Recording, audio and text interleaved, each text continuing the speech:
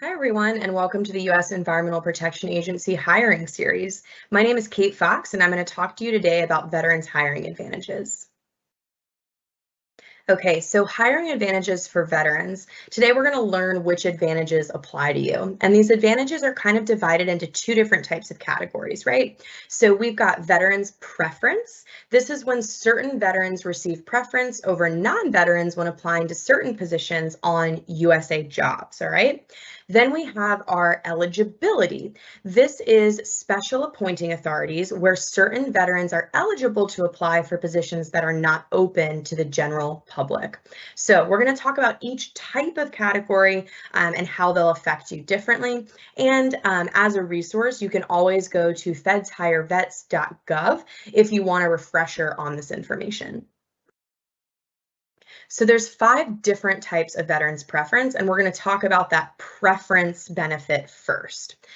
These different types of preference are TP, CP, CPS, XP, and XP derived preference.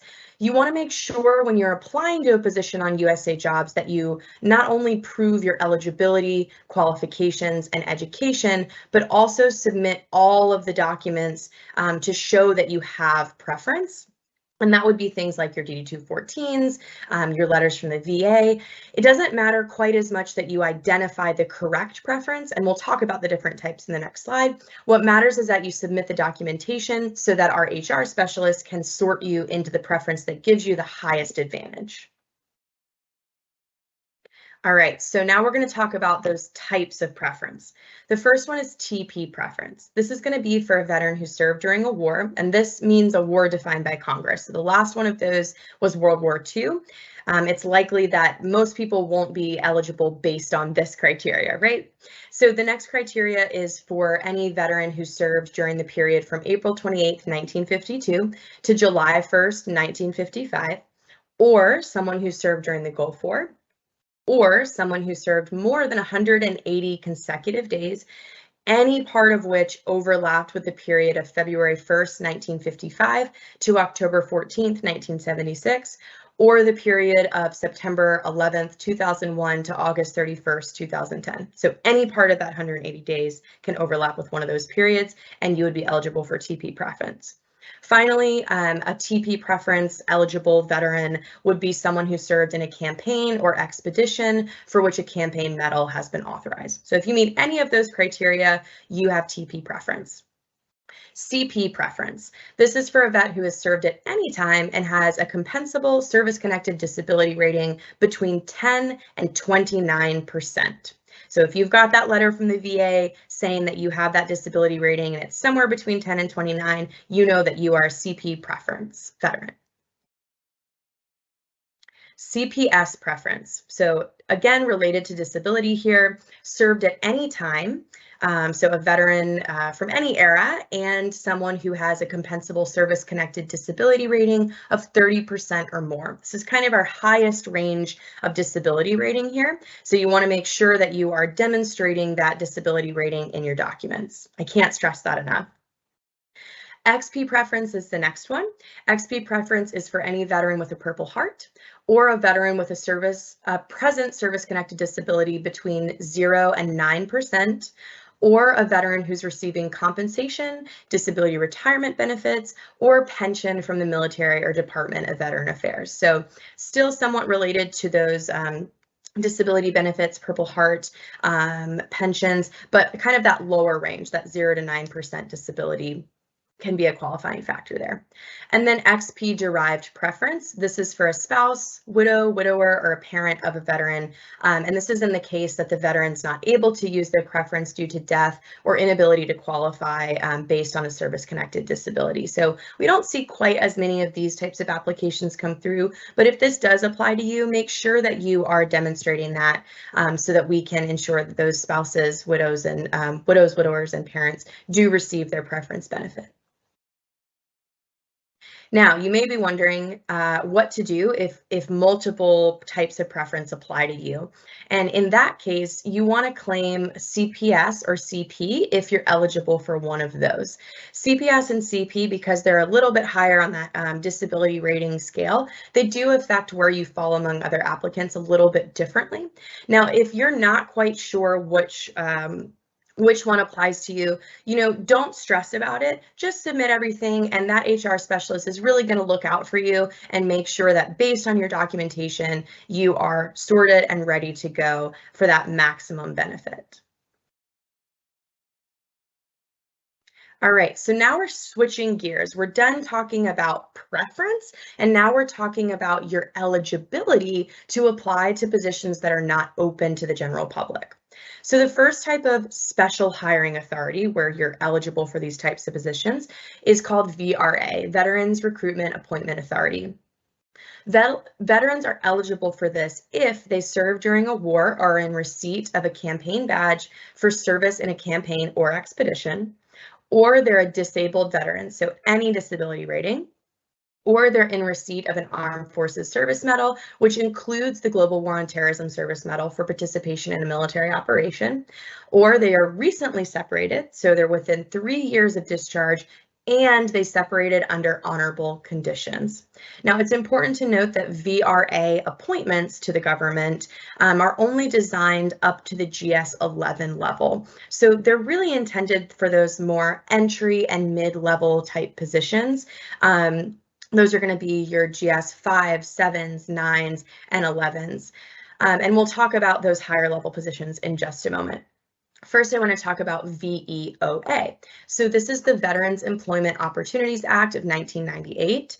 And this is a little bit different. So this is still on USA Jobs, but the difference here is that you're eligible to apply for positions on USA Jobs that are only open to the current federal workforce, right? We call current federal employees the competitive service. So with VEOA, veterans who have this special hiring authority can apply to those positions that the general public would not be allowed to apply to because they're usually only open to competitive service federal government employees. So if you have 3 or more years of continuous active service, or you're eligible for any of the veterans preferences, you can use your VEOA hiring authority and apply to those types of positions. And you're going to find those types of positions by using the filtration aspects in USA Jobs. So on the right side of the screen in USA Jobs, you'll see a lot of different check boxes. It says hiring paths at the top. You can check the boxes that say veterans. You can check the boxes that say competitive service, and those will all help you find these types of positions for which you can use VEOA.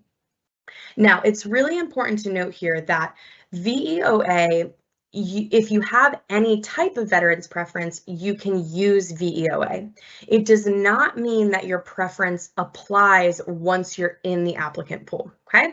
So veterans preference, what we talked about in the last few slides, that applies to those positions that are open to the public, right? Or open to certain aspects of the public. VEOA means that you get to be in the pool with candidates that are only from the competitive service, right? So the benefit here is you're eligible to apply, but you don't get preference over those other candidates that are also in the competitive service. So really important detail there. So remember, look for those VEOA appointments in addition to appointments that are open to the public. All right. 30% or more disabled. This is another hiring authority that is not necessarily going to be advertised on USA Jobs. So you would find these types of positions similar to VRA through networking, career fairs, those types of things. And this is for veterans who have a 30% or more disability rating. Now, these types of positions, you can be brought into the federal government on either a term or temporary appointment, but it can be those higher GS levels. So you could potentially come in at a GS 12, a GS 13, etc. The caveat here is that that appointment would start out as a set term of either between 1 and 4 years, but it can be converted to a permanent appointment. So it's not It's not too much of a hindrance there. We see a lot of folks come in on 30% or more disabled, and they end up as permanent federal employees. So those are your 3 different types of special hiring authorities where your benefit is eligibility to apply to positions not open to the public. And we're going to give you more information about how to send in applications to the EPA specifically at the end of this presentation. Final note, remember to navigate to fedshirevets.gov if you need a refresher on any of this. It's a lot of information, so you can always kind of refresh your memory there. All right, and then to close, I want to talk about when you are building your resume as a vet, kind of the special things that apply to you all when you're formatting that resume and making sure that you're qualified. So make sure that you're translating all of your military experience. Sometimes we see resumes come across and there's lots of military jargon and lingo that just isn't going to be familiar to an HR specialist or to a hiring manager. So convert that military language into civilian language. Make sure that you're addressing qualifications as well. Just because you have veterans preference or you're eligible to apply to something doesn't mean that you're necessarily qualified. So we want to see that you meet the specialized experience that we talk about in the qualifications section of the vacancy announcement. The vacancy announcement is just that job posting on USA Jobs. And make sure that you are indicating, the number of months, years, whether you are part or full-time, all of those things in the different job descriptions that you have on your resume. Include duties and deliverables. So we want to know if you have management or supervisory experience, if you have experience with scheduling, logistics, property management, budget analysis, admin support. There's lots of little details that may not have been the main scope of your career in the military, but they could be a really important factor for a position at EPA or in the federal government in general. So include those things in your resume. List any trainings you've attended or facilitated. Those can be really important. And also make sure you're highlighting special skills. If you speak a foreign language or you have specific IT skills or coding, make sure you're adding those things into your resume as well, even if they weren't a primary duty in the job that you'd last had. Okay, and I promised I would tell you how to submit applications to EPA. So we are collecting resumes for veterans on a rolling basis. These would be for those VRA or 30% or more disabled appointments. So these are positions that are not necessarily advertised to the general public. And you can put your application in by emailing the following materials to rtpeventregistration@epa.gov. You want to make sure you include your resume. Make sure also that you do not have your social security number or your date of birth indicated in that resume. Also include your DD-214s. If you have more than one, go ahead and include them all. If you have any post-secondary education, include transcripts from colleges or universities. Even trade schools, those sorts of things can be really useful, so include transcripts if they're applicable. Your VA disability letter, if you have one, make sure it's got that letterhead from the VA so that we know it's a verifying document of your service-connected disability rating. SF-15 if applicable. You can find an SF-15 by doing a quick Google search on that form, and that's going to be applicable for those disabled veterans. And then EPA location preferences. So we recommend you do a little bit of research on where the EPA operates. We're all across the nation, and then send us some ideas of where you'd like to work if you were selected for a position here. Finally, please submit a writing sample around 300 to 500 words that discusses, what sparks your interest in working at EPA, what skills and abilities would you contribute to EPA's mission of protecting human health and the environment. This is just going to give us a little bit of a sample to show, your communicative abilities as well as just your writing skills.